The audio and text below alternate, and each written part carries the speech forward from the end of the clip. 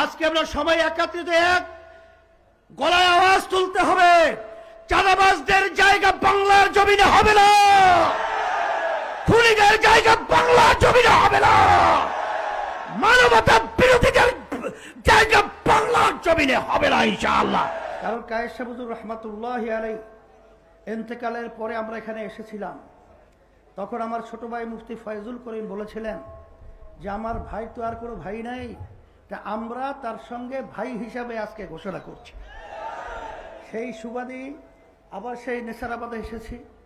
আজকে আপনাদের উদ্বেগ উদ্দীপনা, আপনাদের আন্তরিকতা এবং তার যে প্রচেষ্টা, এটা দেখার পরে আমাদের মনোবল আল্লাহর রহমতে আরো বেড়ে গেছে।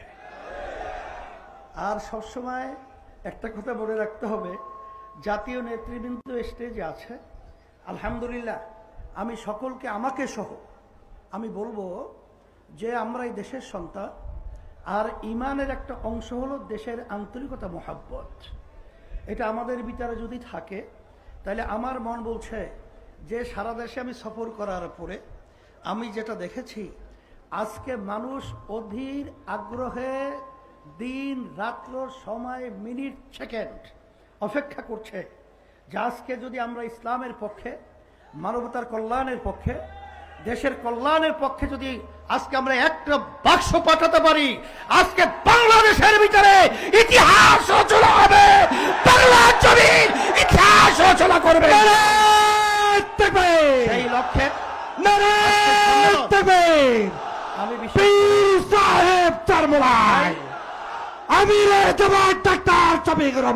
বলছিলাম মুসলমান, আমরা সবসময় একটা কথা মনে রাখতে হবে, আল্লাহ রাব্বুল আলামিন বলেছেন স্থল ভাগে এবং পানিও ভাগে, যত বিপদ আপদ মুসিবত আমাদের হাতের কামাই।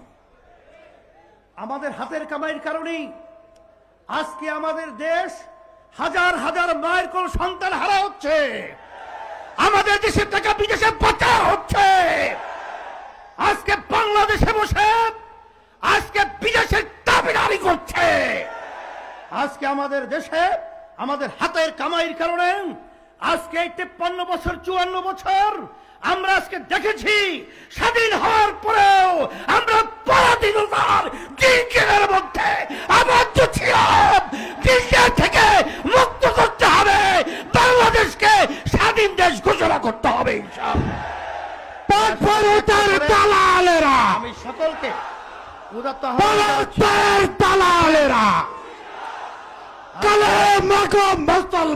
আজকে আমরা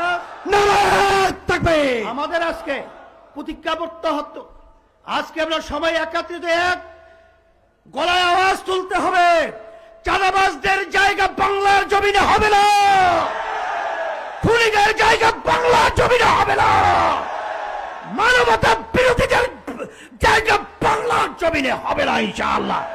আশাবাদ ব্যক্ত করে সকলকে ধন্যবাদ জানিয়ে আমি দোয়া চেয়ে দোয়া করে আলোচনা শেষ করছি। আলহামদুলিল্লাহ।